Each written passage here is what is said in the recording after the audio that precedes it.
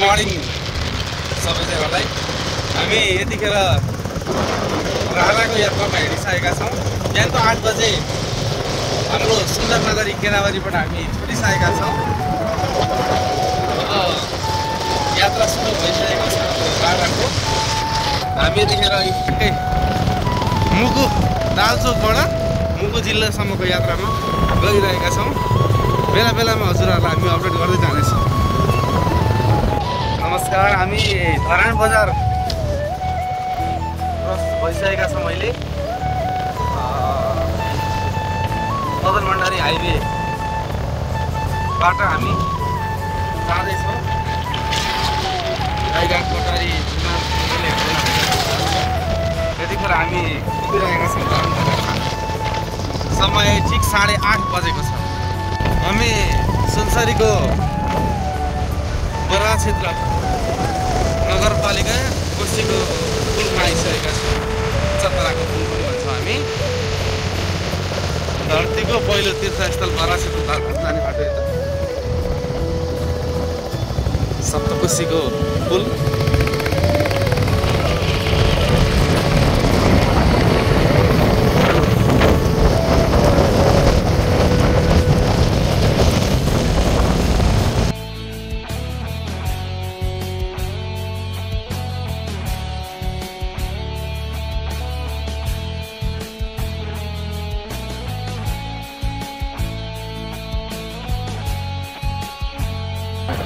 यतिखेर उदयपुरको हामी हात्तीसारमा आएको छौँ। यहाँबाट फतेपुर जानेर हेटौँडा 278 किलोमिटर, काठमाडौँ 302, विमान 132, कोटारी 82। हामी अब हेटौँडातर्फ प्रस्थान गरेका छौँ। यहाँबाट सुरुमा विमान जान्छौँ, विमानबाट सिन्धुली हुँदै जाँदैछौँ। बाटो खुल्ला छ, मौसम चिसो छ। यात्रा हाम्रो अगाडि बढिरहेको छ।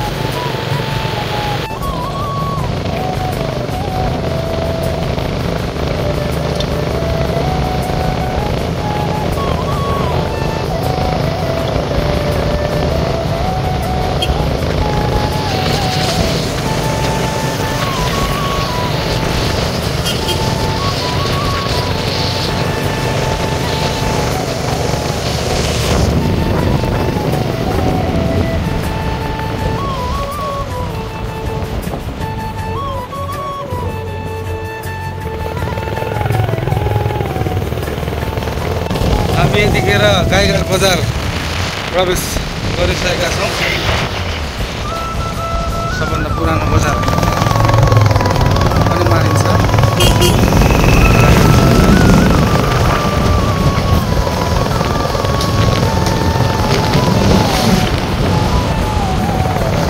समय 10:20 गएको छ।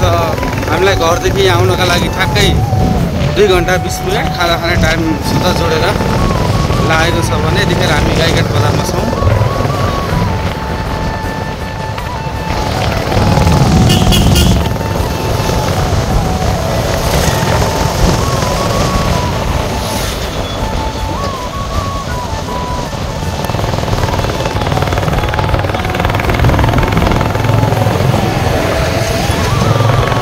यहाँबाट अब विमान 105 किलोमिटर रहेको छ। हामी विमानतर्फ अगाडि बढिरहेको छ। लान पनि यहीबाट छुट्छ। यही हो, सिधै सिधै सिधै हामी सिधै हामी कोटारी क्षेत्र प्रवेश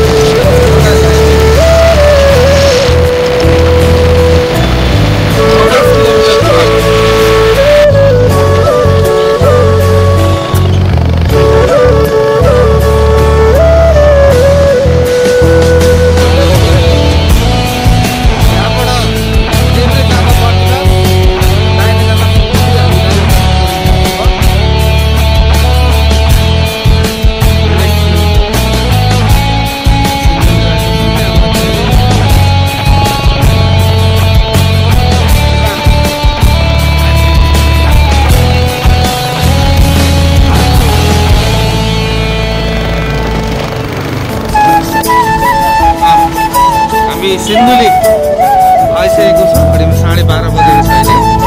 अब सिन्धुलीबाट हेटौँडा 120 किलोमिटर छ। अब हामी खाना यहीँ खान्छौँ र एकछिन रेस्ट गरेर जान्छौँ। 8 बजे घरबाट हिँडेको, अहिले ठ्याक्कै 12:30 बजे को छ यहाँनिर आइपुग्दाखेरि समय।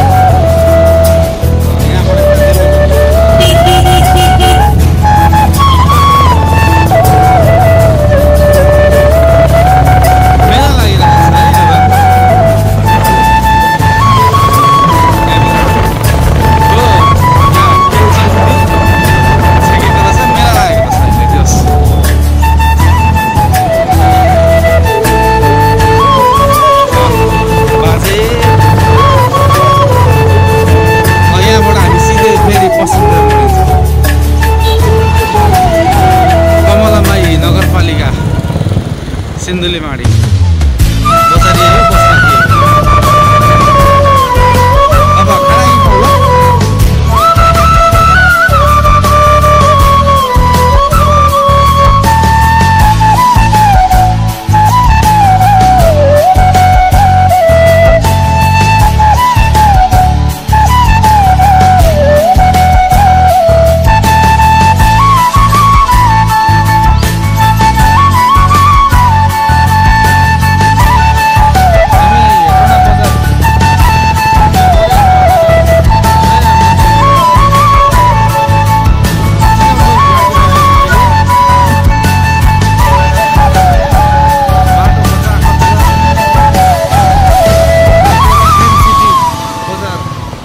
भर्खरै क्रस गरेर अगाडि बढिरहेका छौँ।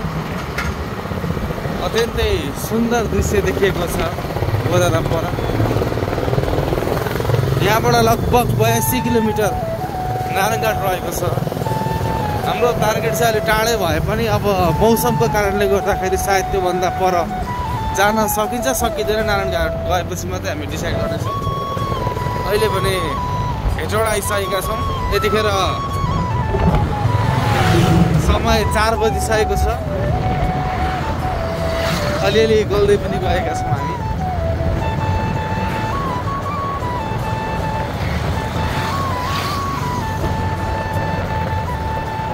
मदन भण्डारी हाइवे हामीले सकेर अब महेन्द्र हाइवेतिर लागेका छौँ। एसियन हाइवे पनि भन्ने गरिन्छ। एसियन हाइवेको सुचारू तर्खर यहाँ भएको खासै देखिँदैन। पुरानै बाटो नै छ अहिलेसम्म। अबको 82 किलोमिटर पछाडि हामी चितवन। हामी अहिले चितवनको भरतपुर नगरपालिकाको बाटोमा छौँ। बाटो चाहिँ निकै ठुलो बनाएको छ है। मौसम एकदमै अनुकूल भइरहेको छैन। पानी पर्ला पर्ला जस्तो भइरहेको छ। त्यसैले आज हामी यात्रा अगाडि बढाउँदैनौँ। आजको पहिलो दिनको यात्रा हाम्रो यहीँ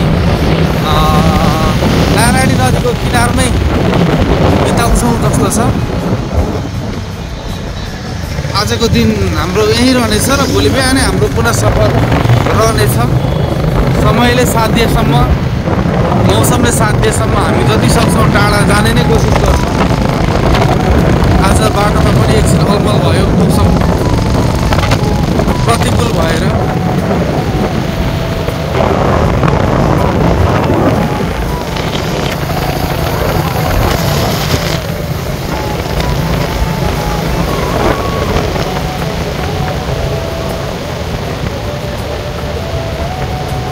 हामी नारायणघाट आएर बस्ने भनेका थियौँ। यद्यपि समयलाई अलिकति साथ दिइहाल्यो। पानी छिटाउँदैछ अहिले पनि। भरतपुरभन्दा अलिकति अगाडि जाउँ न त खोज्दै भन्दा होटलहरू खोज्दै जाँदा हामी यतिखेर चोरमारा मध्यबिन्दु 7 चोरमारा आइपुगेका छौँ। आजको बास हाम्रो यही हुनेछ। म हजुरहरूलाई भोलिको यात्रा अपडेट गर्नेछु। हस्, शुभरात्रि।